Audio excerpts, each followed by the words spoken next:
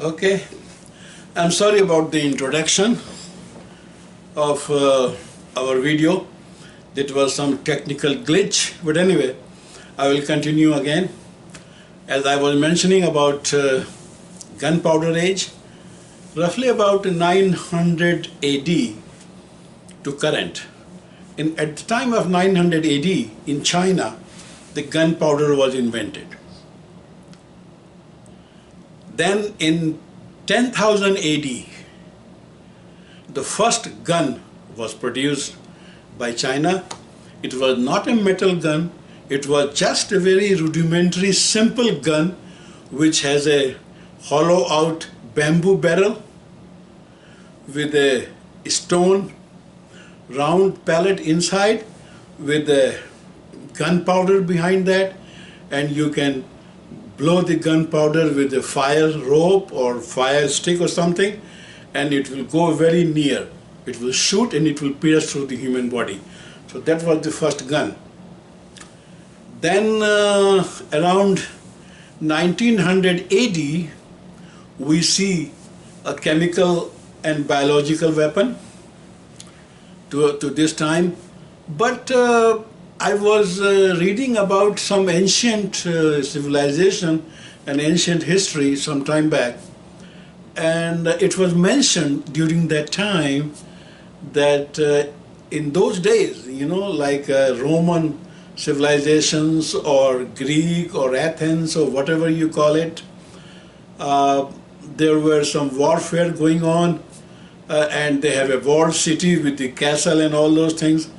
Now, when they try to seize a castle, when they try to attack other, or a civilization try to attack the other civilization which is inside the walled city, so they used to suffocate those city. And to hasten the process, what I learned, what they were trying to do is that they had a catapult kind of instrument. So they tried to throw away the rotten food, rotten meat, and dead rodents, all those things to throw away in the wall city. So hopefully they didn't know that they have a bacteria or bad foul smell or virus or whatever, but still they knew that the disease can spread. And that's what I thought, that now I'm thinking that might be the beginning of this chemical and biological warfare from that ancient time. But anyway, that's the way it is. The real chemical and biological weapon started from 1900 AD to this time. Then in 1942, we came into atomic weapon age. This is called atomic weapon age, and we all know what happened to Japan, Hiroshima and Nagasaki. There's nothing to hide on that. Then in 1952 is another landmark. This 1952 landmark is called hydrogen weapon age. The world developed hydrogen weapon.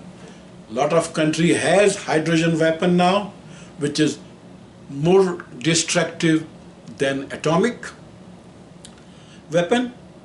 Now, after this, it is my understanding at this point where we are going from here.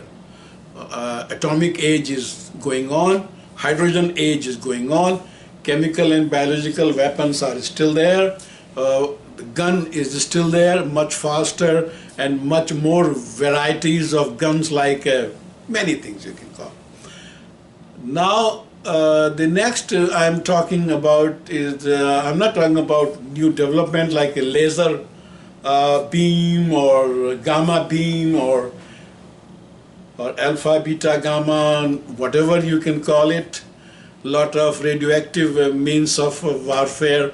But recently, this is my understanding now, that most effective and most deadly weapons of all human mankind that I am thinking now is that which is called nowadays information technology. That means Wi-Fi, networks, computer and software. This is the modern way of warfare, and this is the most deadly and most far-reaching. What can be the repercussion of this? Let me say you like this. This is the next headlines on my topic.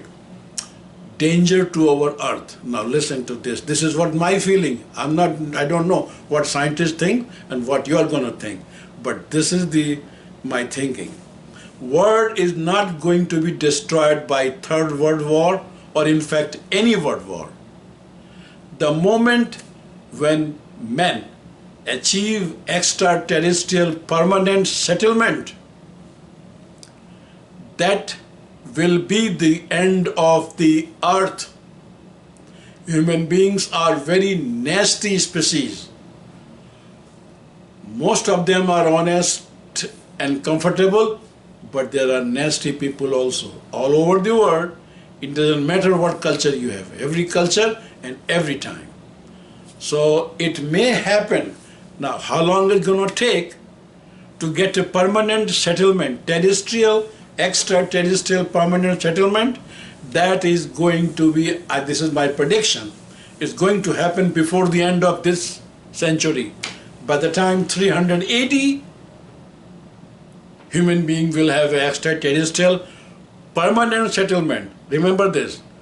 Only then they will have escape to other places, and then our earth may not be a place for life existence. This is what I'm afraid of.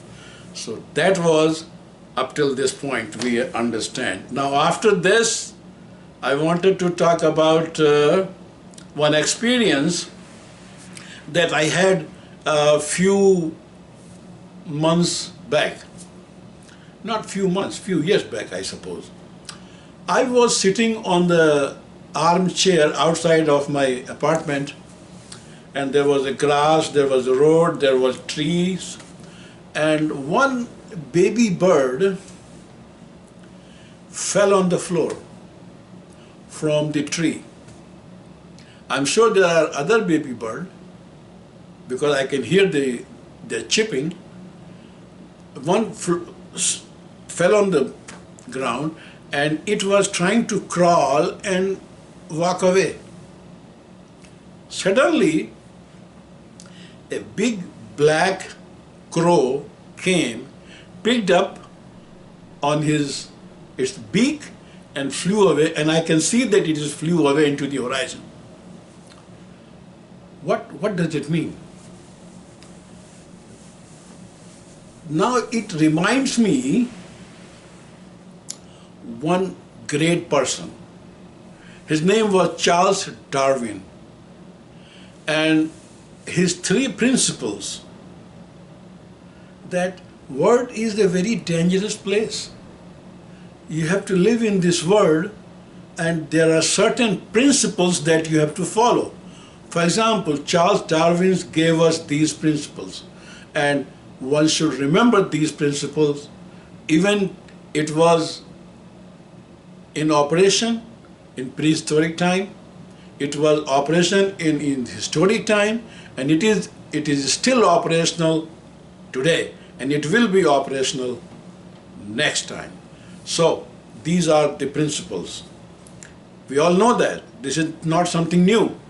Struggle for existence, survival for the fittest, and regeneration of same species.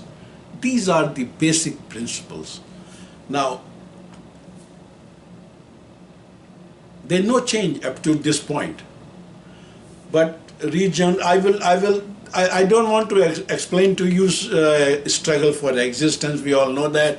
Survival for the fittest, that also we understand. The problem comes here, regeneration of the same species. Each specific living being should be and must be capable of regenerating itself so that it can keep going. So what happened, this is what my understanding is, that even though human beings are regenerating less and less number of their offspring, as we can see in any developed countries or in any advanced society, that the number of population either is steady or keeps on decreasing. So the question comes, then how it is possible that if the human population keeps on decreasing and or is remaining same, how it is possible that overall world population has increased so much and it will keep on increasing? So this is the contrast, this is the contradiction of this. Decreasing offspring number, how this is possible? This is because of education, this is because of infection control, this is because of better health care, and this is because of demographic change. These are the conditions that is decreasing the number of offspring. But why the population keeps on increasing in some developed country? Same reason. We are, only one thing you can think of. As a human population, we are able to live much longer period of time, and our mortality rate or morbidity rate itself is coming down and down and down, and so that even the population decrease is still supersede the other aspect of decreasing the other thing. So this is the way we talk it now. Now we'll talk about something about few things about spread of religion. I will talk about religion. I will have a different lecture on the completely overall religion thing. I'm just trying to introduce you some aspect of this spread of religion. That how the religion spreads. That I'm talking about most likely the major religion like Judaism, Christianity, Islam, Hinduism, Buddhism, Jainism, Taoism, you name it, any of those. So how come in those days the religion spreads of many means? Old means of war, that how the religion spreads. Sword, dagger, spear, and the most deadliest of all of those in ancient time was bow and arrow. It was same just like a machine gun with a couple of thousands bullets at a time. Same thing you can do during the ancient time when you have a whole army with having 100,000 of bow and arrow, and you can count the number of arrows in per second or per minute that can shoot from one army to the other. So it was a very deadly time at that time even. Now new means of war, those sword, dog, weapons and all those bow and arrow, all those things are old means. Nowadays you cannot spread your religion by those means because we have a atom bomb, we have a hydrogen bomb. You cannot do like that. Nobody can do that. So what is the modern way of spread of religion? This is called psychological dominance. That is number one. Push and pull, that we call it, other side is greener. So somebody can tell you, oh, come to our side. We have much better thing for you. And the biggest weapon nowadays, that's what I'm doing with you guys, is the internet, and especially for the last 10 or 15, I think maybe 10 years now, once the data transfer, the number of data that you can use on your phone, there is, now it is called unlimited access. You can watch video as long as you want. You can go on internet as long as you want. Just 10 years back, you could not do that because you have to pay for all these facility. Now it is all unlimited. You can call in anywhere in the world using bot or using WhatsApp or anything like that. Call anywhere in the world, free, as long as you want. So the internet, the information technology has become so great now that the spread of religion, this is the main. Now you cannot fight the other bad aspect of religion just by those old means. You have to confront them with the modern way, the way they are spreading. Now you have to confront that thing with the same kind of thing. But still, in spite of all this consideration, still, as you can see, the recent Russia-Ukraine war, I don't want to go into too much detail, I just want to make one sentence here. Still, even after all this thing, sometimes, not always, but still sometimes, might is still right. That's what it looks to me. So, let us talk about, after this, we'll talk about ancient civilization. There are 5 great civilization, ancient civilization, that I remember from my teaching in my education.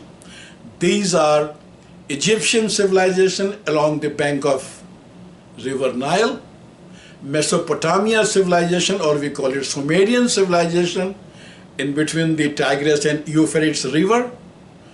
Third civilization is the Indus Valley civilization between the Indus River and Hakra River. This Hakra River is dried out.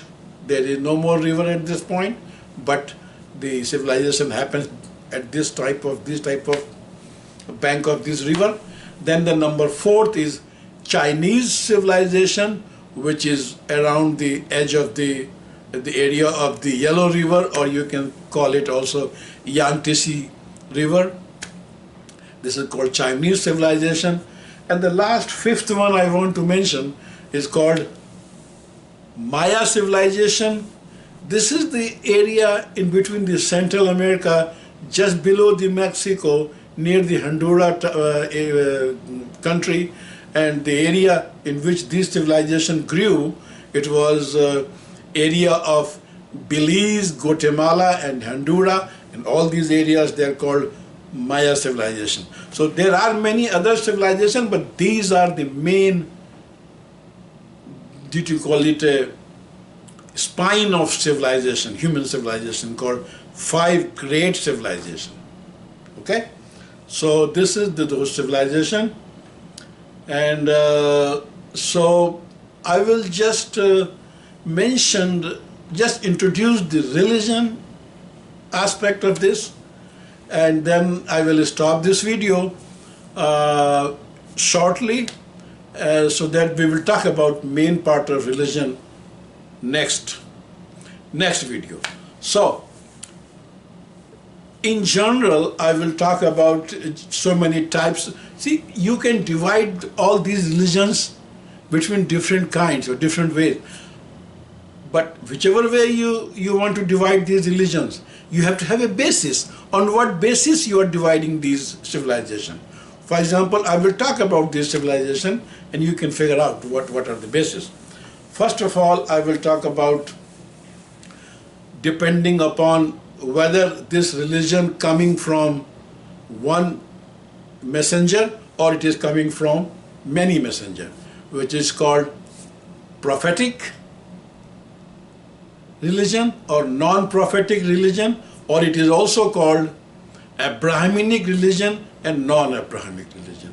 Abrahamic religion are mostly Abrahamic, like a prophetic. There is some prophet for that came as a Abrahamic religion. Then there is one religion which is called non-Abrahamic or natural. These are the natural religion.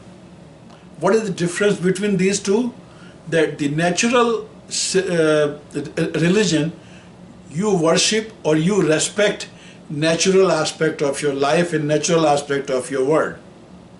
You can choose. If you want to respect wind, you can do that. If you want to respect sun, if you want to respect river, if you want to respect your fertilization, your culture, anything you can do. There's no limit on that. But in Abrahamic religion, you have to follow particular doctrine and particular way of life. That is called Abrahamic religion. Now, what are the Abrahamic religion? These Abrahamic religion are still in existence today.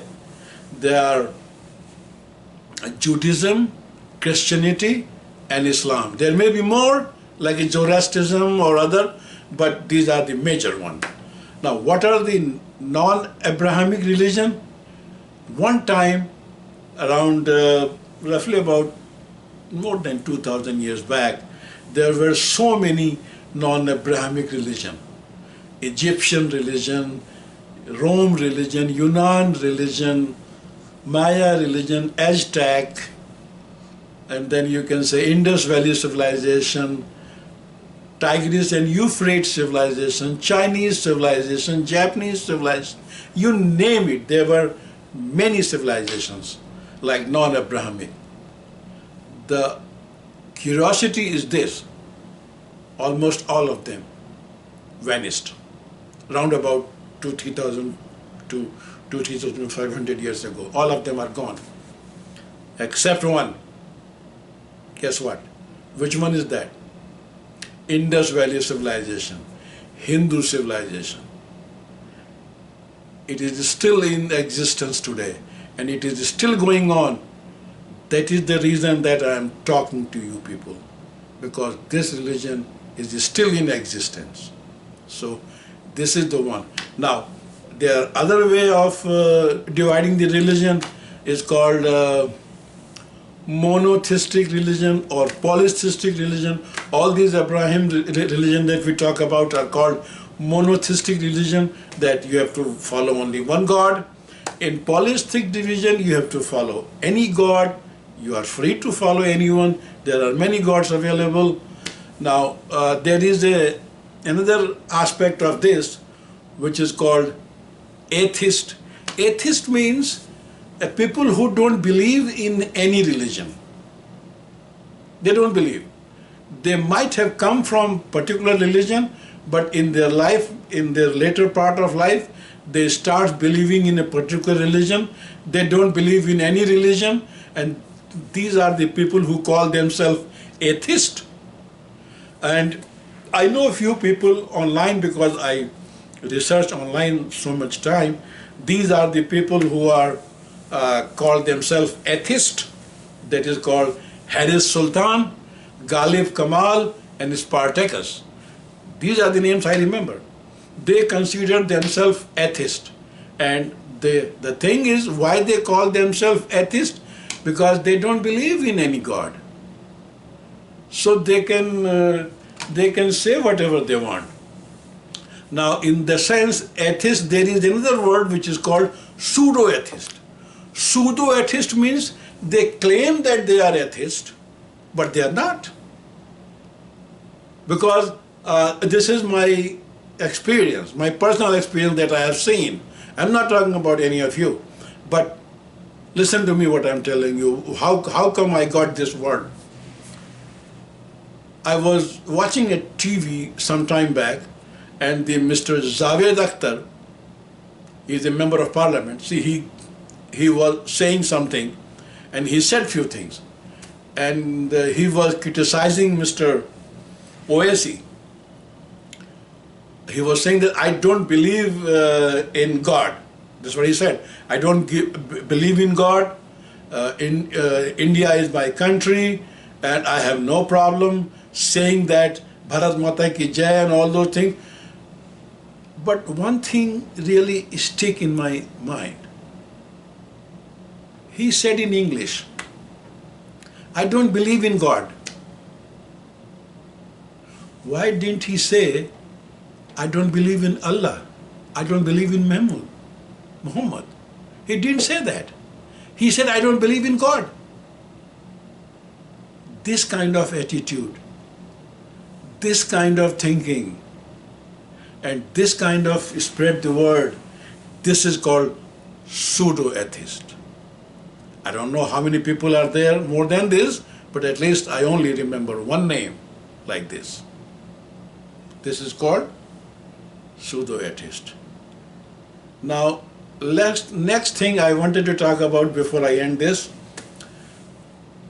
I will talk about the miracles that all this so-called Abrahamic religion, you will read in that text or in their teachings and everywhere that those who are prophet of these religions, they have performed so many miracles. At least those miracles has happened in their lifetime, and it is all documented. So I wanted to go through some of the miracles that we remember during this religions. So I will talk about first miracles of the Jesus. Now these are, I will not go into too much detail. I will just talk about some points, like the miracles of Jesus, his own resurrection, the greatest miracle of them all, that he resurfaced after getting crucified and died. He again came to life. This is called resurrection. Feeding of 5,000 people with the multiplication of loaves and fish. He provided food for 5,000 people just by dividing loaves and fish, and feed 5,000 people, and then still food didn't consume. That is one. And then the third miracle which happened during his time is called Jesus heals the blind, that he can heal the blind and the blind can see again. This is one religion. Now come to the miracles of the Judaism. And I am talking about miracles of Moses. The same Moses who is responsible for exodus of the slave from Egypt pharaohs at that time. Now what are the miracles during his time? The 10 plagues. You will know when you read the history of Moses or those things. Manna from heaven. Water from stone.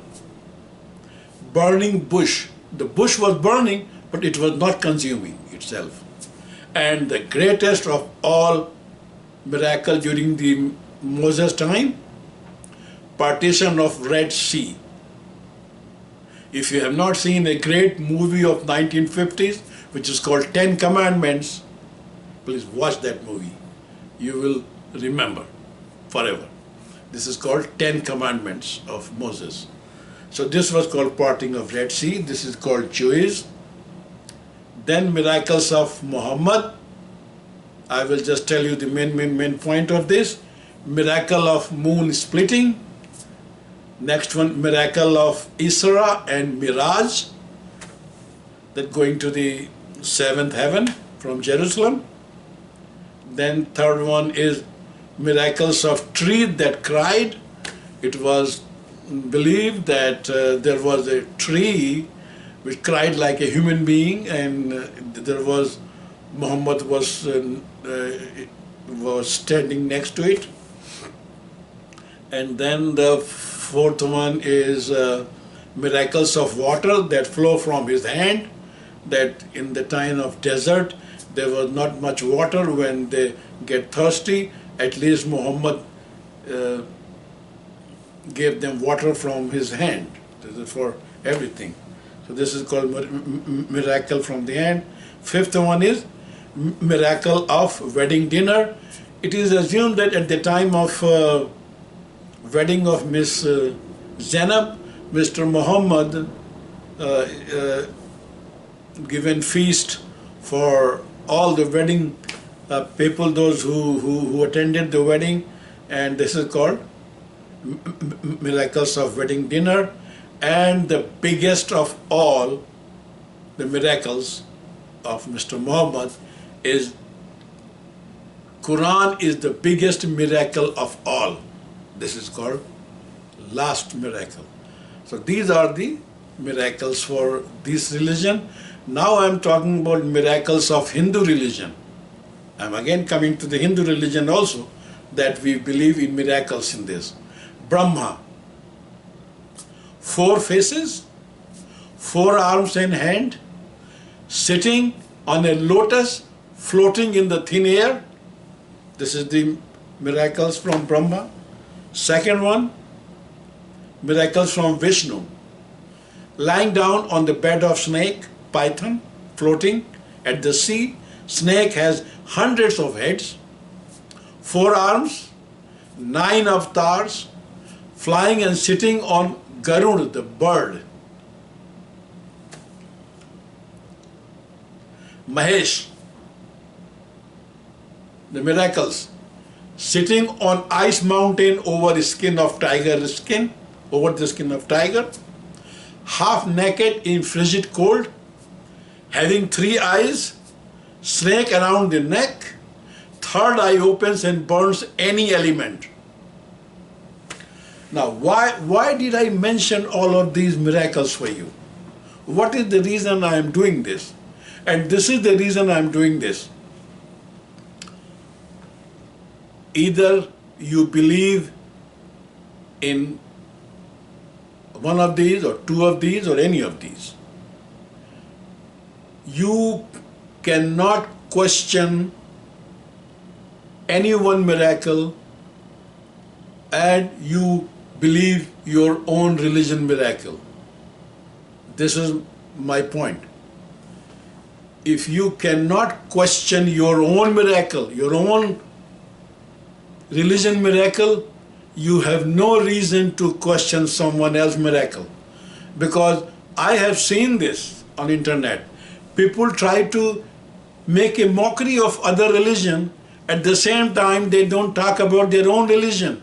Because I have seen Hindu people or other people questioning, okay, how come Muhammad sit on a mirage and went to a 7 layer of heavens in the space? There was no layer of heaven, there was no air, there was no oxygen, and I don't see any oxygen cylinder behind him. How can he survive like that? You don't do that, okay? Either you believe in your religion or you don't do that thing. You know, how can you say like this and you believe that Mahesh can open third eye and burn anything? You cannot argue, you cannot question your own miracle. So that and how can you question someone else religion? What you can do is simply this. I don't believe in Islam, that's fine. I don't believe in Christianity, that's fine. I don't believe in Judaism, I have no problem with that. Okay, you can say simply like that. Don't try to go deeper in their religion or in their miracle, because that's going to be a gray area for anybody. That will start a lot of conflict. Don't go into that. All you have to say, I don't believe in Judaism, I don't believe in Christianity, or anybody else can say, I don't believe in Hinduism, that's fine. I have no problem with that. But don't question, don't argue someone else's miracle at the same time believing your own miracle. How can you do that? It is in 1960s, one good film came in Bollywood. I think we all remember that dialogue, the famous dialogue of Rajkumar. जिनके घर खुद शीशे के होते हैं, वो दूसरों के घर पे पत्थर नहीं फेंकते. I think we all remember this. So, once again, it is okay and it is perfectly normal to believe your own religion, your own God. But if you believe in your own religion, your own God, you don't question the miracles that is in your thing. Now, a good part of our religion is this, that you are free to choose whatever you want. You can choose Mahesh, you can choose Krishna, you can choose Rama, you can choose Vishnu. Not only that, you can admit part of it and you can deny part of it. Suppose I believe in Ram, I believe in Sita, I believe in Lakshman, I believe in Hanuman, but I don't believe in that there was an army of monkeys, that they were walking on the floating stone on the ocean. I don't believe that. That's fine. At least you believe Ram, Lakshman, whatever. You can do that. Okay? This is a good part of Hindu religion. But in other Abrahamic religion, you cannot do that. You cannot be selective. This is in English word we call it all or none law. Either you believe in all or you don't believe in any of those. Being after saying all these things, before I end, I want to open a Pandora box now that I will talk about next time about the religion. Lot of things are changing now just because of information technology, and people are trying to learn more and more about the other religion. They will be more tolerant. There will be much more modernization of the religion, as we are seeing now that King Salman of Saudi Arabia is reforming Islam very slowly but definitely.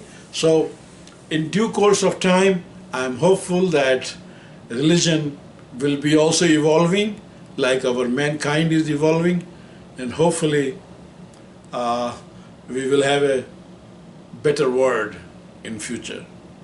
So saying all of this, I will talk next in my next video about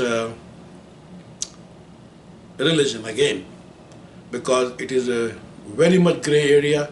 Lot of people have a problem understanding this. Now this is just my understanding. I don't want to impose my thought and my learning process to you guys. You make your own informed decision and make your own ideas about the modern world and your own thinking and your own development. Thanks a lot. Jai Shri Ram.